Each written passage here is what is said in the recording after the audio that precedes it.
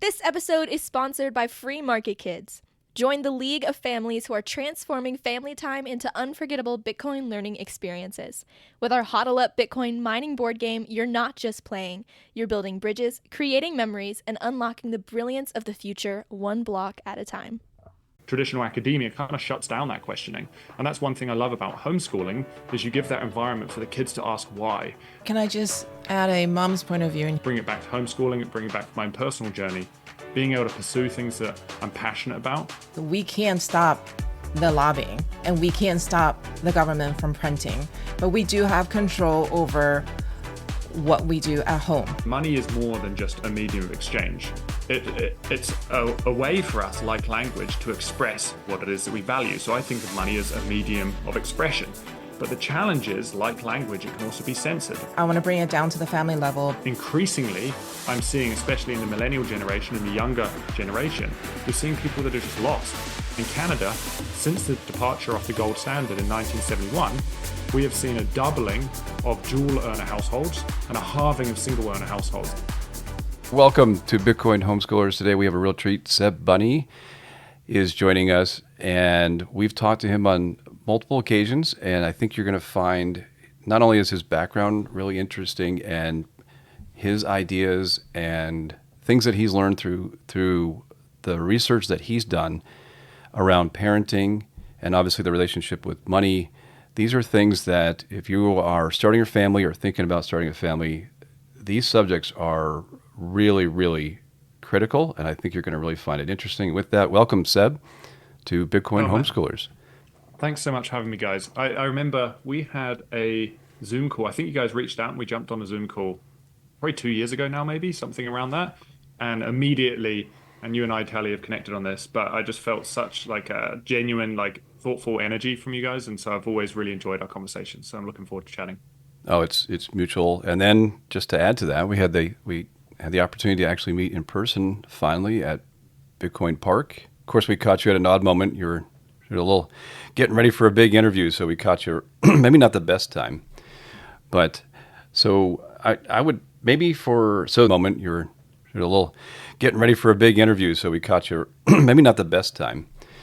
But so I would maybe for so the intent of the podcast, just to remind everybody, this is for either people who are already have some young kids and they're Bitcoiners and they're thinking about homeschooling, or maybe you're just in a relationship and you're thinking about starting a family and how important that is. And so today's topics, man, we got a lot to get into, but I think it'd be really cool.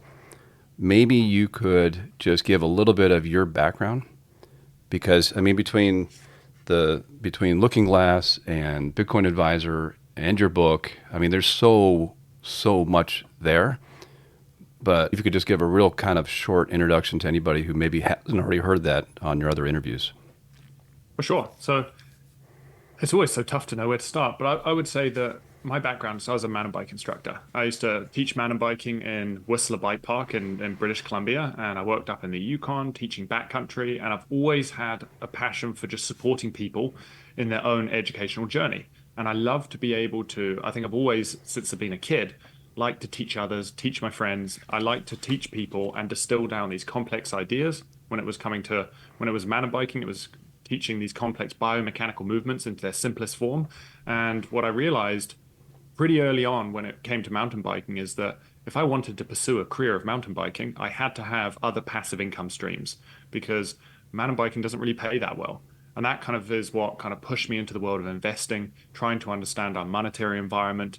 And then from there, it kind of just grew. And that love for teaching transitioned from teaching mountain biking to eventually, hey, into how we show up. Because I don't think people quite understand to what extent money impacts us. And I think that's incredibly important. And then, so I would say in the last few years, it's kind of evolved from just kind of writing a few articles here and there to founding Looking Glass Education with Greg Foss, Dasby, and a couple other individuals. And that was basically a platform to teach people about how our macroeconomic and monetary environments function and how they're impacting us.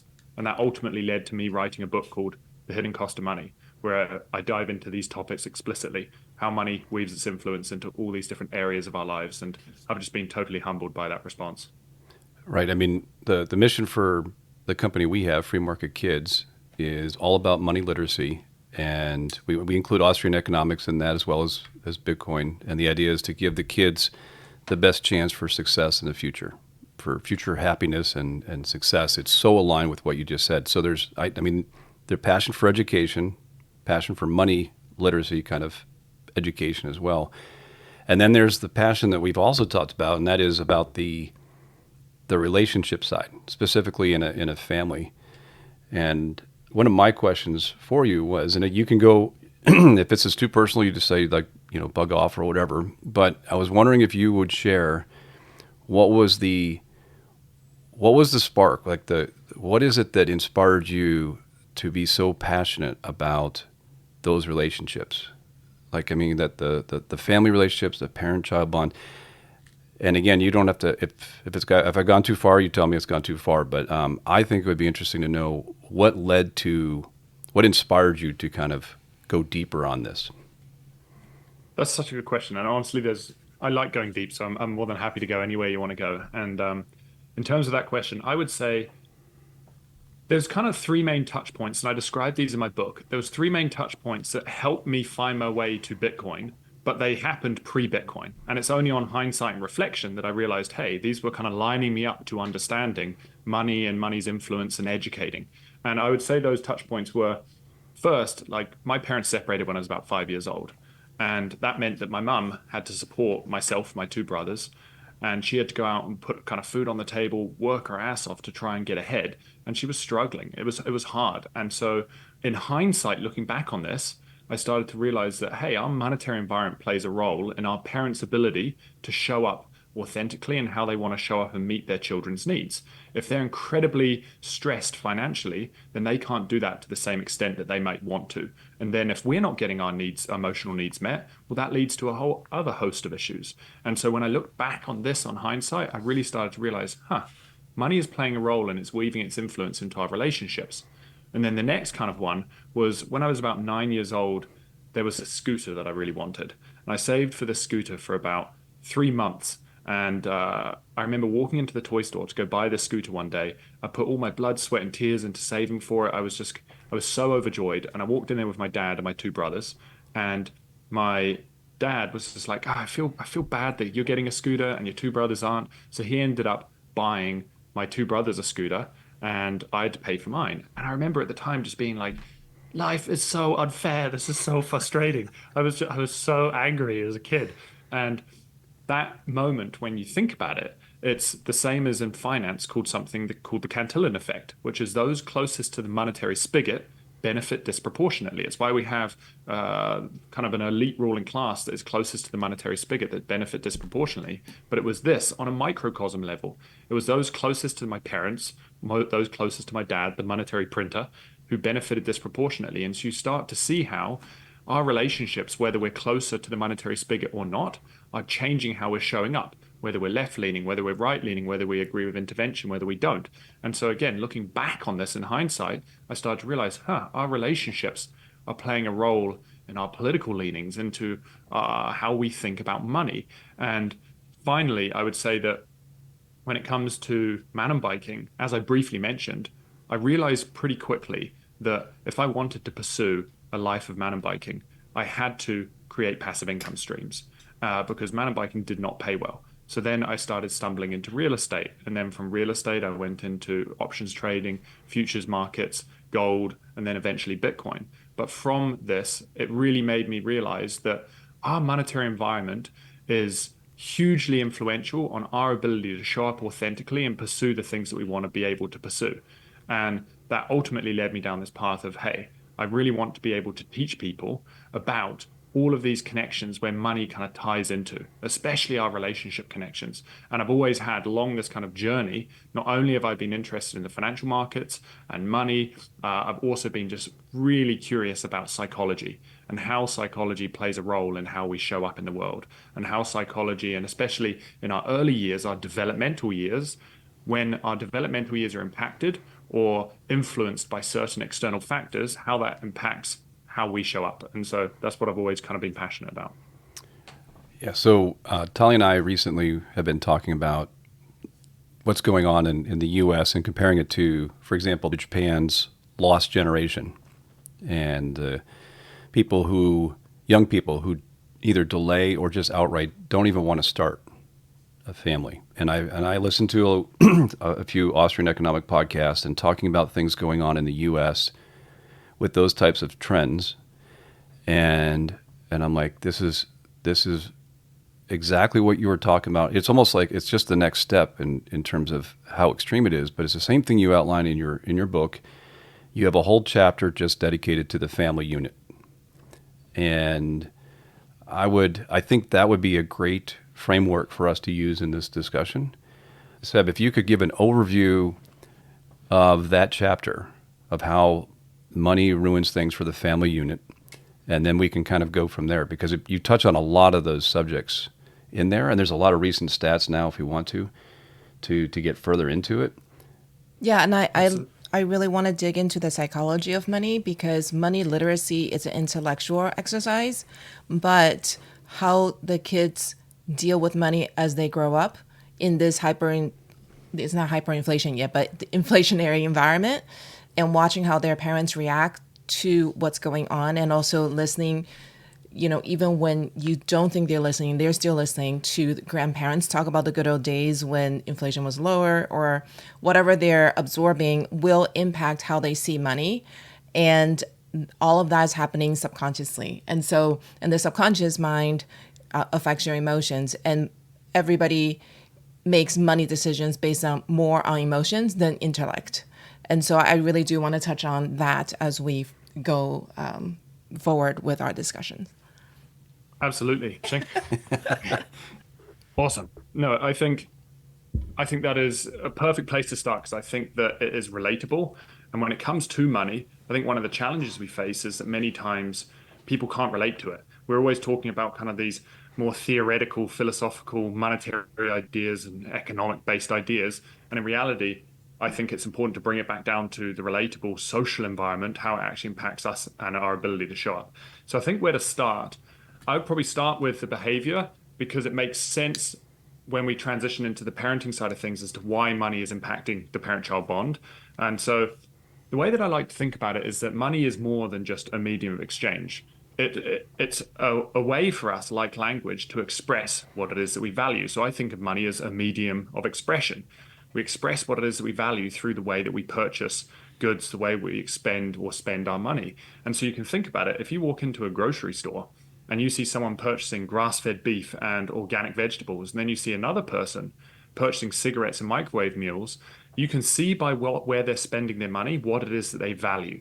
But the challenge is, like language, it can also be censored. And so when we have things like inflation, well, inflation is the theft of purchasing power through the printing of monetary units.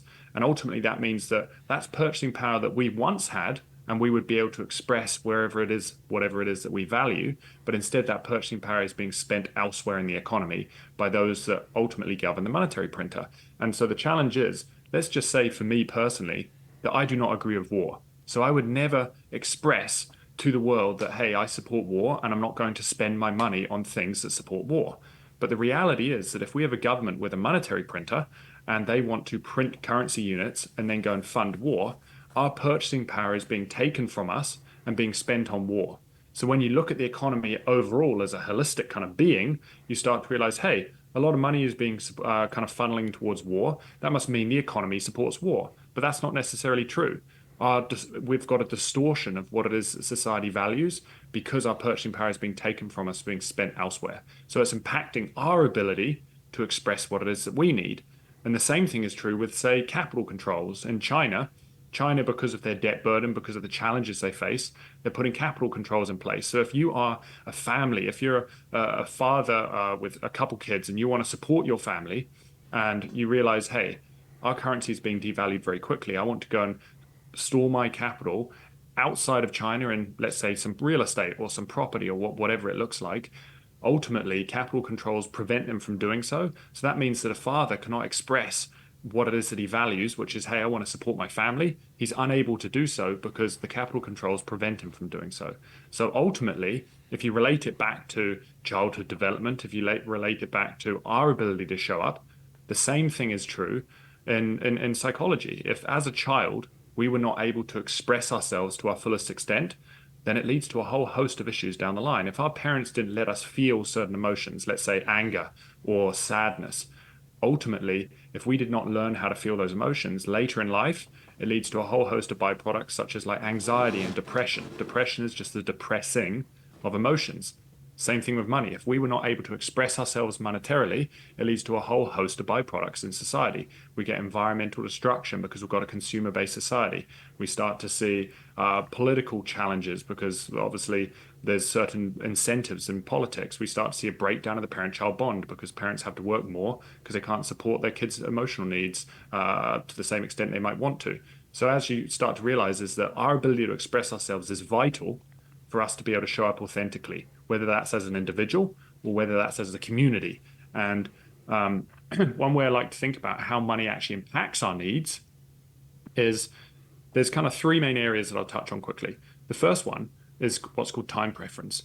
So Bitcoin is obviously here talk a lot about time preference, but if you're not familiar with it, you've basically got high time preference, which is, hey, I want to meet my immediate needs. I want to be impulsive. I want to, whatever is in the here and now, whatever I want right now, I'm going to try and focus on that.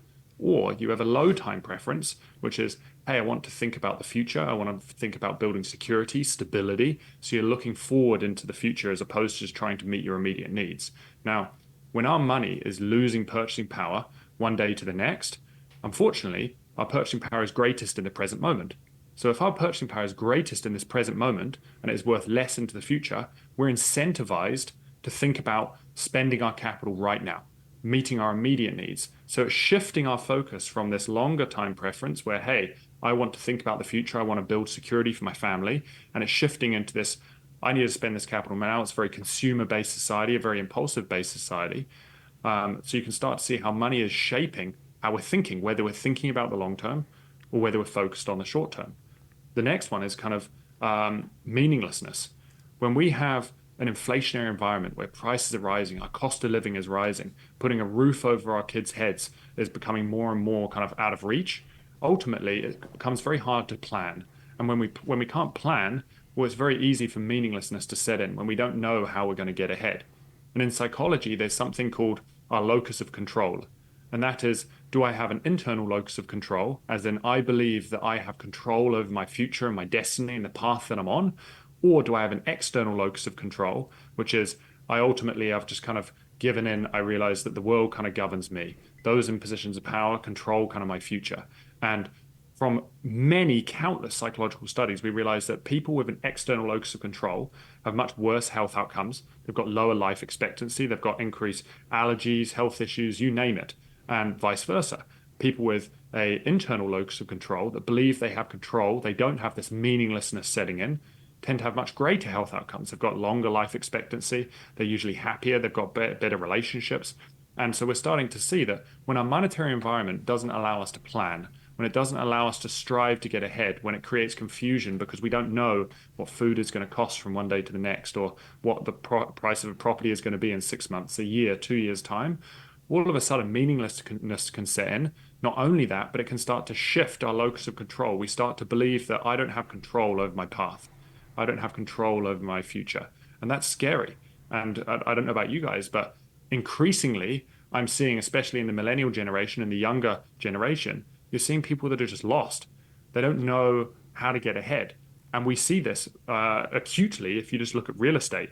When you look at the baby boomer generation, at the average age of, I think it was 30 or 35, they owned 35% of the housing market. So they effectively owned 1/3 of the housing market at the average age of 30 to 35. The millennial generation, at the average age of 30 to 35, owns 3 to 4% of the housing market, like 1/10 of the baby boomer generation. So it's just highlighting that it's so hard to get ahead. So it's impacting our ability to show up and find meaning. And then finally, the last one, which I'll quickly touch on before kind of diving into the parent realm, is altruism and kind of compassion. Now, most readers have probably heard of Maslow's hierarchy of needs. It's kind of a 5-tier pyramid, and it's kind of one of these foundational principles in psychology. And this 5-tier pyramid, you can think of it as, in order to be able to move up the pyramid, up these stages, you've got to meet the base needs. And your base needs as an individual are security. You need to have food and you need to have shelter. If you don't have food and shelter, you can't start thinking about building relationships, thinking about kind of growth, personal growth, or even like self-actualization. So in order to move up this pyramid, you need to be able to meet those basic needs. But the challenge is when we've got an inflationary environment where our cost of living is rising, where it's becoming harder and harder and harder to get ahead, all of a sudden many people get stuck on this bottom layer. They get stuck trying to meet their basic security needs.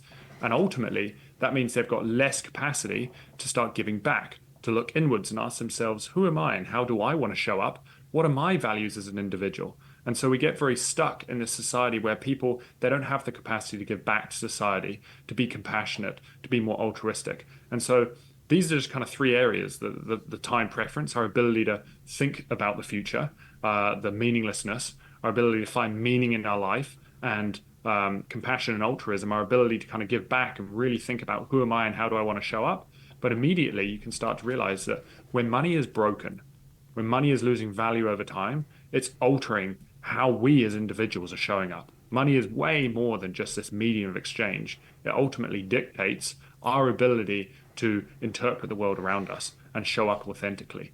And that kind of, I don't know if you guys have any questions on those things so far. Well, I've got a lot of thoughts. Tell you go first. You're hitting on a lot of things. So yes. Okay, so I'm going to challenge the assumption just a little bit, just for the sake of our discussion. So as society changes, I think it's important for us to realize our assumptions in that the way that we perceive how things are shaping. And I'm not saying that money printing is good. Okay, I'm just going to put that out there. I don't think money printing is good because it takes power away from the individual. However, there is an assumption, I think, in today's society that things stay the same, or things should either stay the same or get better. Almost like that capitalist view of the companies should never stay the same size. There should be projected growth every year. And so the assumption is we should be able to do exactly or better than what our parents did or our grandparents did, going back to the example you gave about the housing market.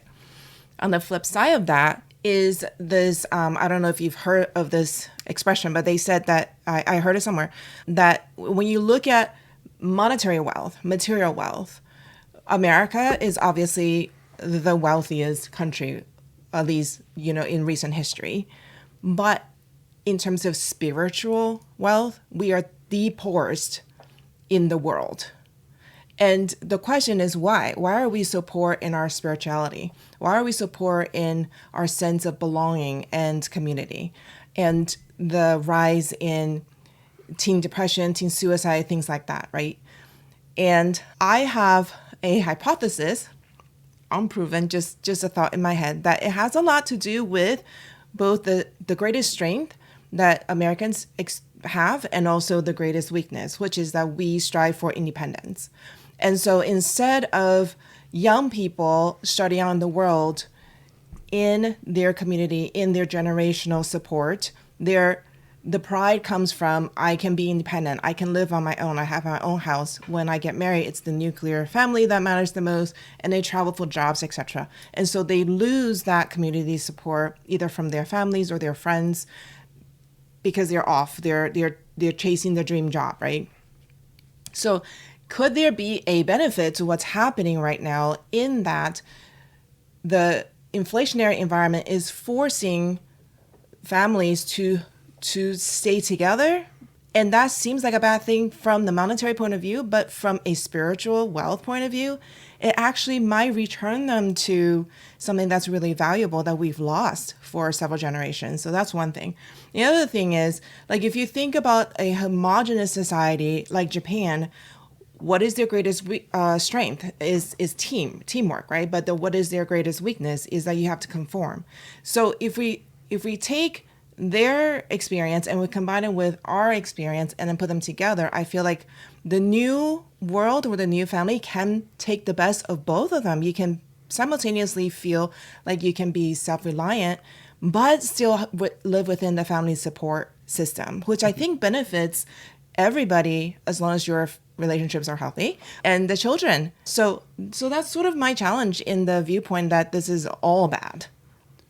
Well, there's always a diamond in a rough. And I don't want to go down like technology is deflationary and you should expect better things. Like that's a whole separate discussion. Seb, where I would kind of want to get your thoughts on what Tali's talking about would be, I see a lot of these factors all come, like you trace the roots, they all go back to the money, which is kind of your premise, right? For example, and they compound on each other. So an example we haven't touched on yet is not just what the young people are feeling, but those that do decide to have a family. I know that number's coming down, but those that do, if they are extremely stressed, then that emotional state is going to impact the development of their child, like physically going to impact their development. And their diet now, once they are born, now it's going to be harder to get the better, healthier foods they need. And they're spending less time with the parents. Like there's all these things that we could probably go deep on, but ultimately it comes back to why are all those things there? And each of those will trace it back, I think, like to the money side. Money. Yeah. So Seb, I mean, that's kind of my initial thought listening to you and Tali go back on this. No, and I was going to say, like, Tali, that's such a good point, because what is so challenging right now is I think it's easy to make the world look like it's black and white, but the world is not black and white. It is very, very gray in nearly all situations. And so it's not that it's just money. Like we do have other factors. We have the medical system. We also have the social media, you name it, all of these factors that are coming in and influencing our ability to show up. And what comes to mind as you're saying that is that one of the challenges I think we have with our current democratic system, especially in the US, is that we have lobbying. And lobbying is a huge problem. And again, it goes back to money, because big corporations are able to basically buy votes, they're able to buy change in the system. We end up with a system that is trending towards self-interested needs of these corporations. And there's a book that I've read, and I cannot remember the name of it, but it came into my mind as you were talking, Tali, which is that over time we've seen the pharmaceutical system basically create a lot of fear around death.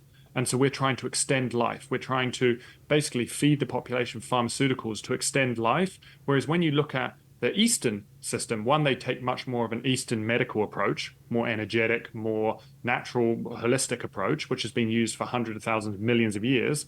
Only in the last 100 years have we started to transition to more of a pharmaceutical approach. But what that also means is that traditionally we would have multiple generations of individuals throughout the family living under the same roof. Death would be kind of a natural part of life. And death, because it is a natural part of life, we would see death, we'd see aging populations. That is very spiritually enlightening. It helps us realize that, hey, life is cyclical. You have birth, you have growth, you have kind of the decline, and then you have death. And we have this within a microcosm, within our life, within our jobs, within our relationships. And understanding this is so incredibly important. And so when you go to a lot of these Eastern countries, you realize they've got this very kind of more natural, kind of appreciative relationship with death. They're not scared of it because they've experienced it, they've seen it.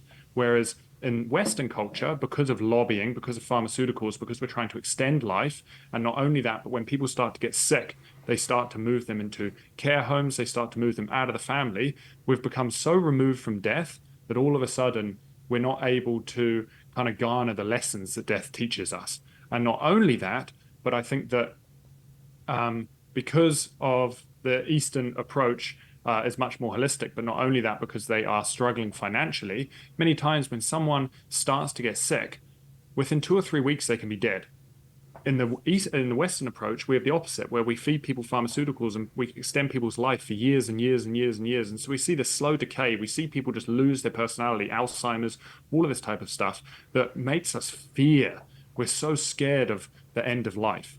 And I would say that if we were to have a monetary system whereby, and this is maybe taking a bit of a step back because I haven't spoken about this, so ignore me if it's not very cohesive, me trying to explain it. But I truly do believe that one of the challenges we face right now is with lobbying. Big corporations can sway governments in order to do things that are in their best interest. When we have a monetary system that is focused on trying to separate money from state, and so all of a sudden the state becomes just like a fiscally responsible entity like any other business. It has to compete on the free market. Well, all of a sudden, that fiscally responsible entity has to balance its books. It has to act like a business. And so if it has to balance its books, Well, it has to be very conscious of where it directs capital. And so the challenge we face right now is we have a very unhealthy society. In the US, it's something like friggin' 2/3 of people are metabolically sick. They're diabetics, obese, you name it. And I think that the challenge is we have this very short time preference where we're being very impulsive. We're just pumping money into pharmaceuticals to try and do whatever we can. And it's not helping the health of the economy. We're simply treating the symptom. Whereas I think if we were to separate money from state, the state became a fiscally responsible entity, it has to think about its balance sheet holistically. Okay, if we want to be able to balance our books, we want to make sure we're not running deficits because we physically cannot run deficits if we're a fiscally responsible entity. Well, now we've got to think about the health of our economy, the long-term health of our economy. So rather than thinking about short-term measures and treating the symptom, it starts thinking about long-term health of the economy. Okay, wait, maybe we should teach about nutrition in schools. Maybe we should teach about more holistic methods as opposed to these incredibly expensive pharmaceutical methods. And I think that that may slowly bring us back in alignment with our more natural self, the more natural approach, and maybe in alignment with death. I think that the nuclear family has slowly got smaller and smaller and smaller, partly because of the pharmaceutical medical system and the disconnect between death, aging, life, all of these type of things. And that's a bit of a offshoot from your question. Well, I mean, I do think there's other connections too. So if you look at what the incentives are, the people who would try to influence or lobby the politicians are going to make a lot more money if people are sick all the time and scared. Right? Absolutely. And if you look at a framework from a medical standpoint, so in other words, they don't have the incentives to try to actually reduce those things. They don't have the incentive to do that. If you look at healthcare from a time preference point of view, we're trying to treat diabetes and whatever, just take your top 2 or 3 things that we deal with, and we're trying to deal with those with very urgent types of responses. So you break your leg, you have a heart attack, and we keep you alive, right? Whereas if you took a low time preference point of view on your health, the right thing to actually teach would be to not even let people get to the point where they are diabetic or about to have a heart attack. And that starts 20 years before that. That Absolutely. starts with education. That starts with, and you can't do that when your incentives are with the bigger players that get to influence what studies are done, what studies are published, what laws and regulations are put out there in terms of guidance. So my point of view on this is it's similar, it supports what you guys are saying, but I think it's slightly different. I think there's compounding effects of how money is influencing these different parts. The way it's influencing the medical community and the big pharmaceuticals and the politicians is they have incentives to continue to have things like COVID and vaccines and other things. And they do not have an incentive for you to take care of yourself early on. They don't have an incentive to go and teach kids that if you eat a lot of red meat and you stay away from processed food, well, guess what? The people who make the seed oils are probably not going to be really happy if you had a drastic reduction in their consumption. And so I think they're related. I think it's an incentive issue, and I don't think those people care about the kids. I don't think they care about the health. They don't care that the population is sick because in the immediate term, they have more power, they have more money to do what they want to do now than to do the right thing. And by the way, if they try to do the right thing, everybody else in that ecosystem is just going to take them out because now they threaten. I couldn't agree more. And I think that it goes back to that Charlie Munger quote, which is show me the incentive and I'll show you the outcome. And the challenge is that, and I've completely forgotten the word that's associated with this, but I know the meaning. And the meaning or the definition is when a measure becomes a target, it ceases to become a good measure. And our target, which used to be a measure, is GDP. We want to try and grow GDP. And for those that are kind of do not know what this means, GDP is gross domestic product, or it's all of the monetary transactions that take place in an economy, from someone purchasing a car to a corporation buying capital goods, you name it. Every single monetary transaction that happens in an economy in any given year is under this banner of GDP, gross domestic product. Now, what's interesting is when we target GDP growth, all of a sudden, all we're trying to do is grow our economy, but instead we're just trying to grow monetary transactions. So if you try and improve the health of an economy, if you try and improve the health of individuals, and you're not selling sickness anymore, well, that means people are buying less pharmaceuticals, there's less monetary transactions. On paper, it makes it look like the economy is shrinking, but it's not shrinking. You're improving the health of the economy. And so I think that the challenge, to your point, Scott, is that the incentives are misaligned. The incentives of our current system are incentivizing increased monetary transactions because those increased monetary transactions are deemed what our economy is growing, and that is good. But I would argue that is not necessarily good. Can I just add a mom's point of view in here? So, totally agree with everything you guys are saying. Lobbying is hurting society in general.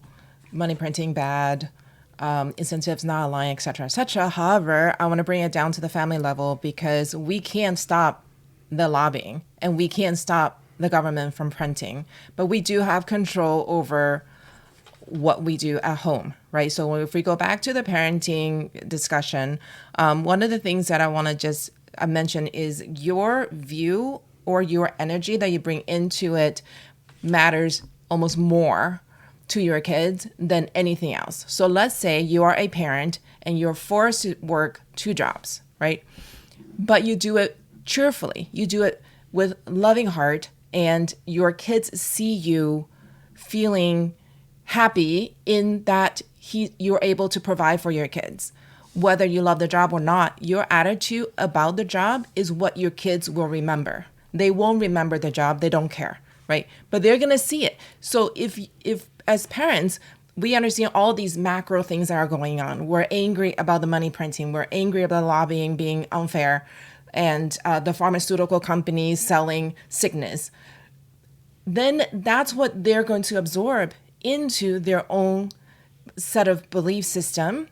And I think it's just really important to remember that the energy is what you're passing down. So to give a concrete example, if we don't make enough money to buy grass-fed beef, let's say we only have enough money to buy pasta, right? And of course, as Bitcoiners who study about food health and things, we all know that the meat is more nutritious than pasta, but pasta packs the calories and fills the stomach. If we buy the pasta and we think poor and we feel poor, and as we're preparing the meal, we're kind of griping about how, I wish I could buy the grass-fed beef, but I can't afford it. So I've got the cheap ground beef from Walmart, let's say, and then you're cooking the pasta. That's the energy you're putting into the food that your child is consuming.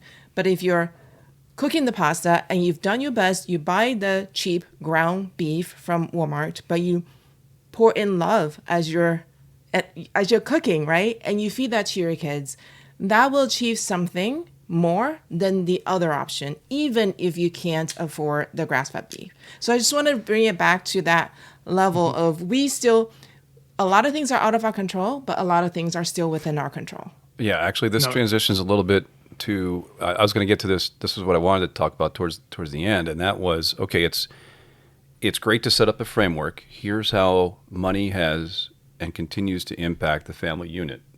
However, what are the things that if you are listening to this podcast and you're starting a family or you're thinking about starting a family, what are the things that you can take action on? And certainly, I think having a positive mental attitude and that's huge in terms of how you feel and also what your kids are going to absorb from that.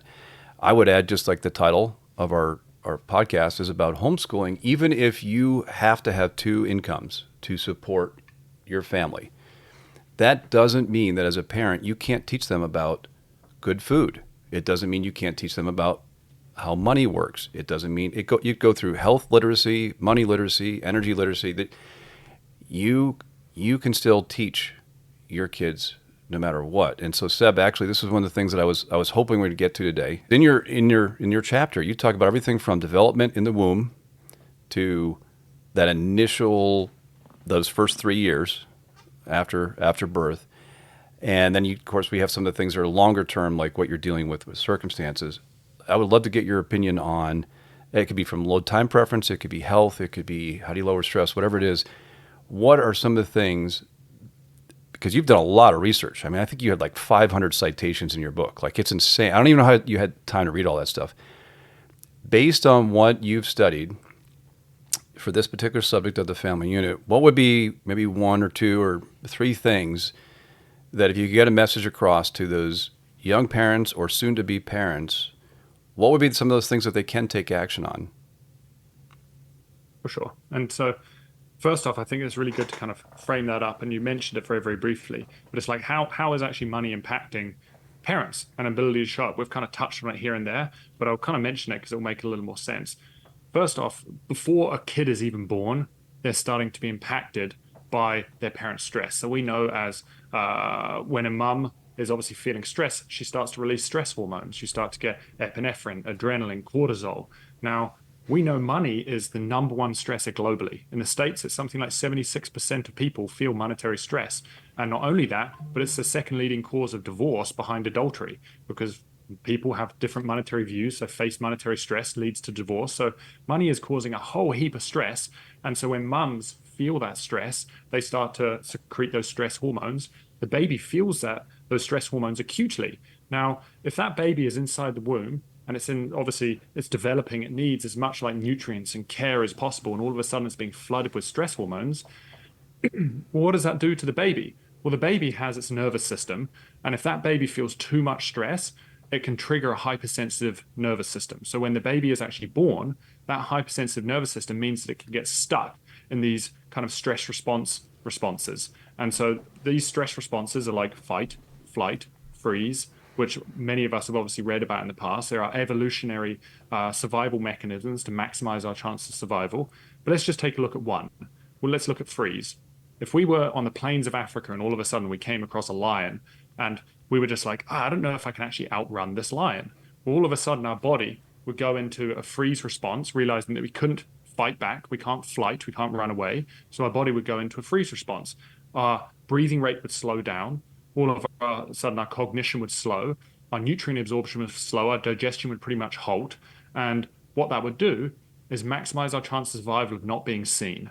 But the reality is that if day to day, because of our mum's stress impacting the child's development, if that child is coming into this world and is stuck in a functional state of freeze, well, their blood flow is slowed, their nutrient absorption is slowed, they may struggle to sleep, they lead much worse health outcomes, they've got lower life expectancy. So you're starting to realize that even from before we are born, the monetary environment putting stress on the mum is impacting the kid's development.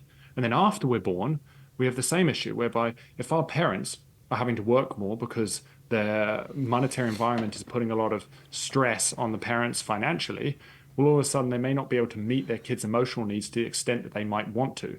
And to your point, Tally, I wholeheartedly agree that sometimes it's just a situation. We have to deal with it. There's nothing, we can't stop working. So ultimately, I do believe that our mindset plays a huge role in that. Do we want to go into that with a victim mindset? Or do we want to go into this with you know what, I'm choosing to do this because it is hopefully going to lead to a better life for my kids, and their kids, through their development, will pick up on that. They can feel, even if they do not necessarily understand it on this cognitive level, on an energetic level, you can feel the energy behind someone who's choosing to do something versus someone who is feeling victim to being forced to do something. But I just wanted to highlight that our monetary environment plays a huge role on before birth and post birth. And in Canada, since the departure off the gold standard in 1971, we have seen a doubling of dual earner households and a halving of single earner households. And it's the same in the States, it's the same in Japan, it's the same in most of these countries, because we can no longer survive on just a single wage, which means kids are spending more time with their peers. They're not spending as much time with their parents. And what that means is, unfortunately, peer relationships are incredibly important, but at an early age, if our parental relationships are being replaced with peer relationships, well, peer relationships are very superficial. We want to look the same, we want to sound the same, we want to have the same mannerisms. And so what ends up happening is kids lose their authenticity. They don't know how to individuate because they want to attach and be a part of a community.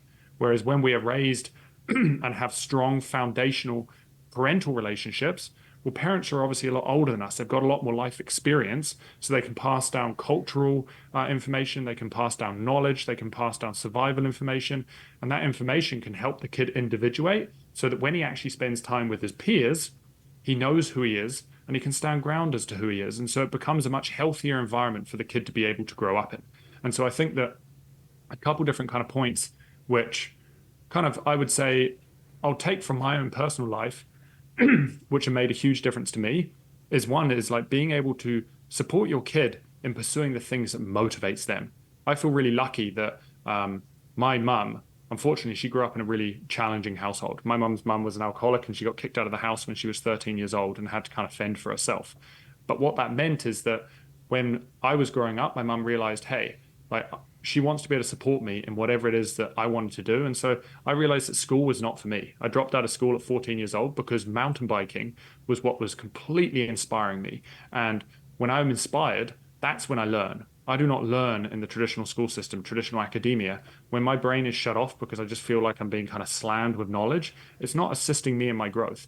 And so my mum realized this very early on and allowed me to kind of pursue the things that motivate me. And I think that it's so important to be able to support kids. And I'm sure you guys probably agree. If a kid shows an inkling of interest towards something, how do we allow that kid to pursue that thing? Because when we're motivated, when we have that like fire in our brain that is just like we're passionate about something, our capacity to learn is exponentially greater, exponentially greater. And what is so amazing about the advancement in technology is that today we do have immense amounts of knowledge at our fingertips.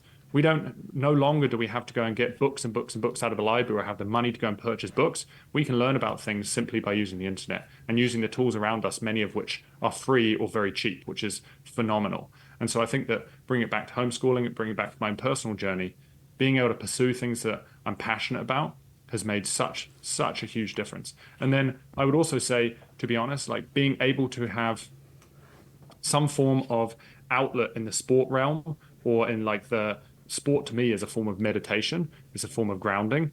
And I think being able to ground ourselves and being able to spend some time with ourselves is so important because it's very easy to become overwhelmed with the pressures of life, become overwhelmed with the financial pressures, the work pressures, you name it. And when we have some form of sport outlet, meditative outlet, all of a sudden it allows us to ground. And I think it's so important to listen to what it is that our body is telling us and learn to hone that intuition. Because I think today, unfortunately, with social media, with stimulus, with Netflix, with the work pressures, you name it, we've got all of this cognitive information, all of this cognitive stimulus, and it's pulling us away from our embodied self. It's pulling us away from our energetic self.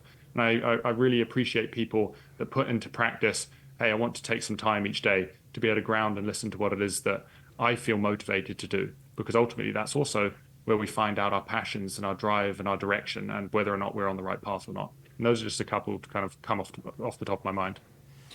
I want to back up a little bit in what you mentioned about the dual income household. I had the same conversation with Scott's aunt, who's in her 70s. I was trying to tell her about Bitcoin and how money printing is changing society, et cetera, et cetera. And so that was the example I brought up was, in the 1950s, there were people could survive on one income. And now, a lot of people feel like they have to have two incomes. And she goes, well, Tali, I'm going to just tell you right now that we survived on one income because we didn't want as many things as you guys want today. So she was saying, like, baby clothes, just as an example, you have a newborn and the baby clothes are passed on from household to household on the same street. So they didn't go out and spend $1,000 buying a brand new crib and the best stroller and all the designer clothes and everything matching colors and everything. She goes, it doesn't matter if you're having a boy or a girl, you just took the hand-me-down clothes. And so that was one example. And she said, when we took family trips, it wasn't to go to Europe. It was like we went to the nearest lake and we camped out in a tent kind of thing. And so she said that the changing basic need, like going back to even further in our conversation, talking about the pyramid of needs, right? The basic needs. Maslow's hierarchy of needs. Right. So the basic needs have changed greatly. And then to kind of tie it back to what you said about sports and letting the kids express themselves through something that sparks their interest. I remember a book that I listened to or that I read when our kids were really, really young, and it was called Awaken the Genius Within Your Child. And in the first chapter, he talks about how if a child today shows any interest in anything at all, the parents have signed up for private tutors, private trainers, bunch of courses, ball day equipment, all that, because we feel so responsible. Like society has taught us that we feel so responsible to provide the best to our kids in every possible sense of the word. And so can we be creative in today's environment to rethink what we've been trained to think? I feel like there's like pros and cons to what's happening today, even in those specific areas. Absolutely. Absolutely. And one thing that I wanted to add is that I think, again, it kind of ties back to the money. You were talking about how our ability to show up, and unfortunately, we have a very consumerist society that feels like they need more. They constantly need the newest this, the newest that. Again, when it comes to money, when money is losing value over time, it shifts our time preference. It shifts our time preference to thinking much more impulsively short term. And so today, unfortunately, we have a society where we're very focused on getting the newest shoes, getting the newest watch, getting the newest phone, car, you name it, as opposed to focusing on what's actually important. And you know what's interesting is there's a guy that I spoke to, he's a friend of mine, and he mentioned this to me a few years back, and it really, really hit me. He says that in life, we tend to focus on the 3 Ps, which are power, prestige, and possessions. So getting the newest things, being positions of power, or prestige, like being able to look cool in society. When in reality, if we think about what are maybe 2 or 3 of my favorite memories throughout my life, I'm willing to bet that none of those are power, prestige, and possessions. Instead, they're the 3 Cs, which are contributions, challenges, and connections. It's the connections that we have with people, our relationships. It is the challenges we put ourselves through when we push ourselves. And it's the contributions when we give back to society or community. And so what's really interesting is when we set a lot of goals, if we actually look at our goal setting, many times it's, hey, I want to try and get this new job. Hey, I want to try and increase my income. Hey, I want to try and save for the scooter, in my instance. But the reality is that we should be goal setting around, hey, you know what? I want to try and increase my social networking within my community. I want to try and give back to this local charity because I think that what they're doing is really, really phenomenal. Because it's those experiences that actually allow us to grow in society. And so going back to the money, I think that money today is shifting how we're looking at the world. It's shifting our perception to focus on the 3 Ps instead of the 3 Cs. And so I think that it's really important to be cognizant of the fact that our happiness is not derived from buying the newest thing. That happiness is very fleeting. When we finally get that new car that we've been saving for, or that new pair of shoes, cool, we feel great for a few minutes and then it's gone again and then we're on to the next thing. Whereas when you go out, I don't know, you spend time in the mountains, go for a dog walk with a close friend and have a phenomenal conversation, you feel buzzed for the rest of the day, the rest of the week. And so I think that it's really important to notice what fuels us as individuals. And most of the time, I'd argue nearly all of the time, it is not possessions. It is not power and it's not prestige. Yeah, all these things you guys are mentioning, I'm trying to take notes. These are things you can take action on, right? I mean, so first of all, just to keep plugging your book, it's, why would a parent read that book, especially that chapter? Well, if you are aware of the things that can impact you, at least you have a deliberate chance of taking action to do better, right? We talked about the diet. I would say things like following the kid's passion and the exercise, the link to purpose maybe with the passion. Mm-hmm. Those are conversations you can have with your kid about their decisions and what they get to do or not do. And the community stuff, that's huge not only for the kid but also for the adults. So choosing to teach your kids about food and exercise and low time preference especially, but teaching them about community. Hey, we're going to spend time with grandpa and grandma, or aunts and uncles, or cousins, or the neighbors, or fellow homeschoolers who can help you do that. Maybe it's fellow Bitcoiners. Maybe it's fellow veterans or women or whatever else that, whatever group you can connect with. Those are choices that you can make, and they will help you become a better parent and therefore help your kids' success, right? So, I mean, wow, I don't even know how many topics you guys just hit in the last 2 minutes there. But anything else from an action standpoint? Things that you can do to take positive action?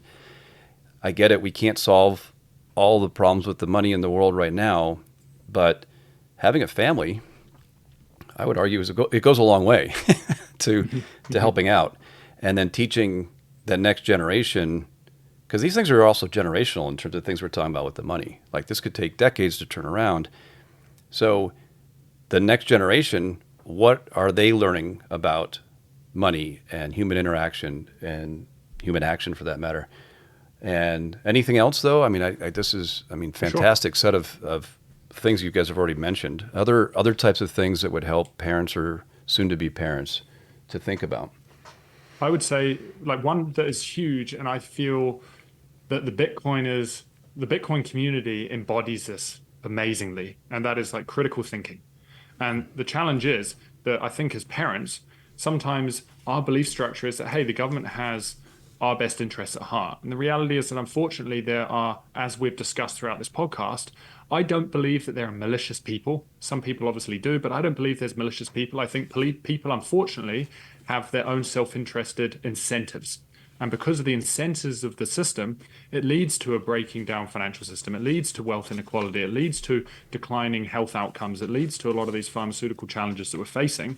But I think that when we start to recognize, hey, there are misaligned incentives in the system, we can start to question the world around us and change our own belief structures. And so questioning is very important. As a kid, we're taught to ask why. Well, not we're taught to. We naturally come out of the womb asking why on everything. But unfortunately, our traditional academia kind of shuts down that questioning. And that's one thing I love about homeschooling is you give that environment for the kids to ask why. And being able to support that, allowing the kid throughout his development to continue asking why is so important. And there's a guy who, what is his name? The founder of Toyota. He details it as the 5 whys. Anytime there is a problem or anytime he starts to have an issue, he asks 5 whys. Well, why is this happening? And once you figure out why this is happening, well, why is that happening? And then once you figure out why that's happening, well, what is causing this? And so by digging down each of those layers, all of a sudden you can get to the root. Instead of treating the symptom, you're now treating the root and you're understanding what is happening on a more holistic level. And I think that as parents helps us understand that, hey, I think that, yes, there is a CDC, there is the FDA that are recommending this, this, and this, and this, but is that actually in my best interest? Why are they recommending these things? And when we start to question, when we start to develop that critical thinking mindset, and we can support our kids and start teaching that critical thinking mindset, all of a sudden it sets us up for being able to hopefully see the world more holistically, see the world more objectively, because you realize that actually everyone has their own agenda, everyone has their own incentives, and not everything is in my best interest. I think that's a fantastic point. I can completely agree with that. And I think you touched on another thing Talia is going to. Yeah, there we go. All right, go ahead. Well, get it out. I just want to add a nuance to it. So in the classical education model, there's what they call the Trivian learning periods. So from K to 12, you cut them into 3 pieces and you teach them differently. And I don't agree absolutely with the classical model. However, this I do agree with based on what I have observed with our own kids. When they are in early elementary school, like up to 3rd grade, 4th grade, maybe even 5th grade, you tell them, but you don't ask them yet, or you don't overexpose them. So you don't start asking them the why questions until they have a certain body of knowledge and a certain security in what they know and what they currently believe in. So I made the mistake of not holding anything back from our kids. So there's a spectrum of you tell your kids absolutely everything and then you protect them from everything. So on the spectrum of protecting your kids, there are parents who never even let their kids watch anything other than cartoon until they're in high school or whatever. And so their kids are so nurtured, they can't deal with bad news or bad. Fragile. They're very, very fragile, right? So that's one spectrum. I tended to the other spectrum, which was I felt like I didn't need to hold back anything from them. And so when they were little, I remember taking them to the Holocaust Museum because they're part Jewish. And I remember going, the first floor is for general, everybody can walk in, nothing graphic. And the kids were in elementary school. And then you have to take an elevator to the 2nd floor. And that's when you start to see the actual photographs from that time that were just horrendous and stuff. And I remember taking my kids into the elevator, and the lady at the elevator, she's the operator, she goes, "Are you sure you want them to go upstairs?" And I said, "They need to know the truth. They're part Jewish, and I don't need to protect them from what actually happened." Well, I was traumatized, and I rushed them through that floor because I couldn't look at the pictures. They didn't know what they were looking at, so we just kind of rushed through. And they don't remember today what they saw, which I'm very, very glad about. But that was like, I feel like in hindsight, I shouldn't have done that because it could have been an easier transition of what happened and being more mindful of how they were exposed. And then another example is, I remember I was just having this conversation with our daughter. She's 19 now, and she says she still has fear of going into a parking lot because when they were little, we took them to a class where they're talking about safety stuff, and they show actual security camera footage of people being attacked in the garage. And of course, our intention was to make them aware so that they're not like la la la la la la, everybody's good. And we wanted them to know how to protect themselves and just be aware of who's around them, that kind of stuff. But she still has that fear. And so I think as we're discussing what's happening in the inflationary environment, what's going on with the government, all that stuff, we just have to really be really mindful of their maturity level and whether or not the questions we're posing or the information we're giving them is going to be helpful. So that, I'm just speaking from experience. I felt that I should have protected them a little bit more when they were younger and then slowly introduced them to concepts. But I was just like, no, they can't handle it. But in different ways, they were kind of scared by it. Yeah. So no, and you know what comes to mind is like I quoted at one of the tops of the chapters, and I don't remember which one it is, and it's a famous quote by a guy called Gary Ezzo, and he says, "Pave the child for the road, not the road for the child." But again, it's putting it in black or white terms. Either you're setting the child up for the road, or you're kind of building this world around him for the child and protecting him. And just as you said, it's not black or white, it's a spectrum. And I think that it's really challenging to be able to kind of approach rearing children, supporting children, teaching children in a way that really meets their needs. And no one's perfect. I think as long as, maybe to your earlier point, as long as you go in intentionally doing the best you can with the information you've got at this moment, of course, there's always going to be things that we look back on and say, oh man, maybe I wish I hadn't have done that. But I think as long as you went in with positive intentions, with and knowing that at the time, that's all the information you knew, you were doing your best. I think that's so important. But at the same time, I do think being able to recognize that if you try and push your children, and this is something that for me, because my parents separated very early on, I became my mum's emotional support. And that meant that I had to grow up very, very quickly in order to be able to meet my mum's emotional needs. And that took me out of playing with my kid friends, playing with my peers around me. And I grew up very quickly. And now I definitely have certain abandonment wounds, insecurities that stem from growing up too quickly. And I think that play, as you guys probably know, play is so freaking important.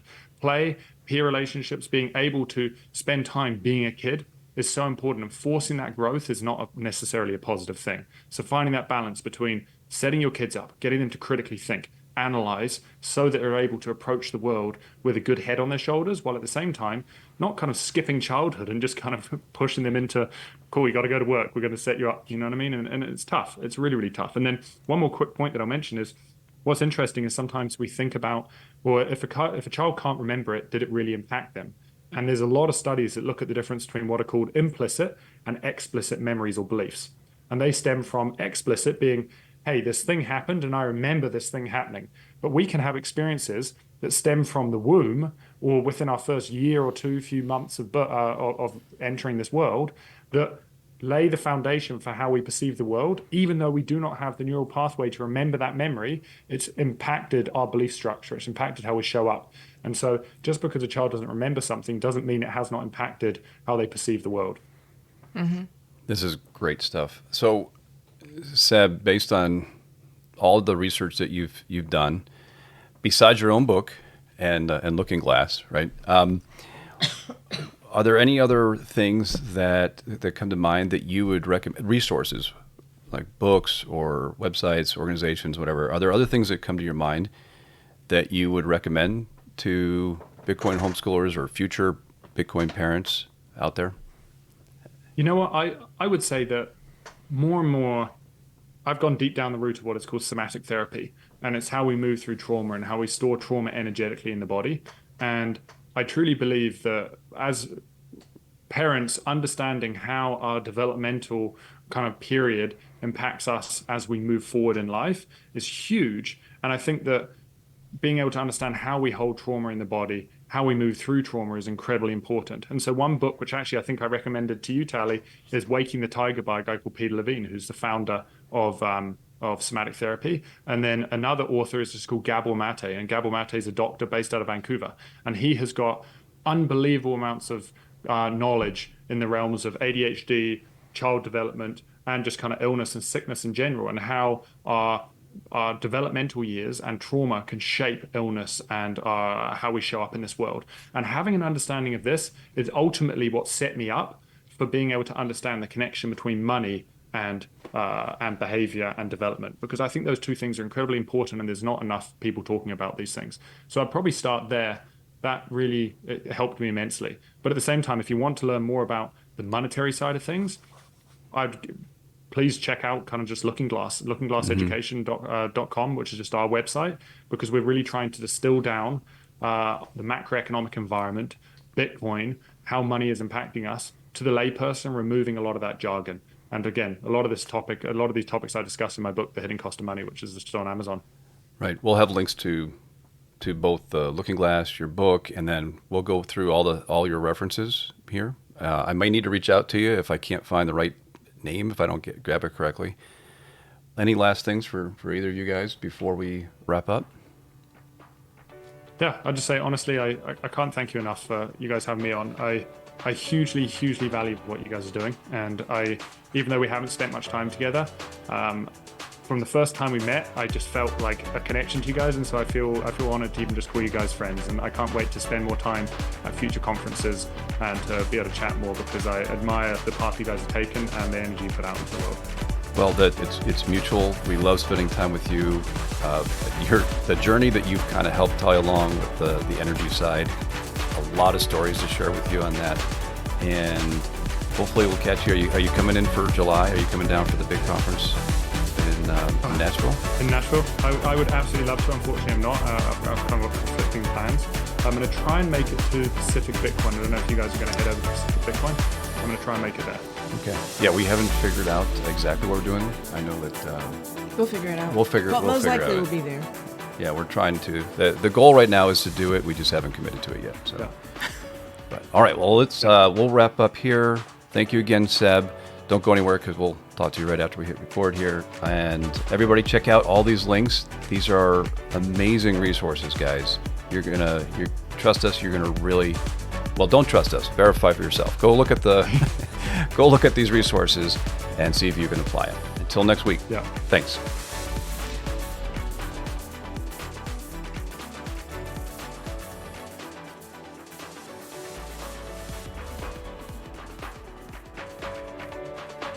If you enjoyed this podcast and if you found this valuable, please leave a review to help others find us too.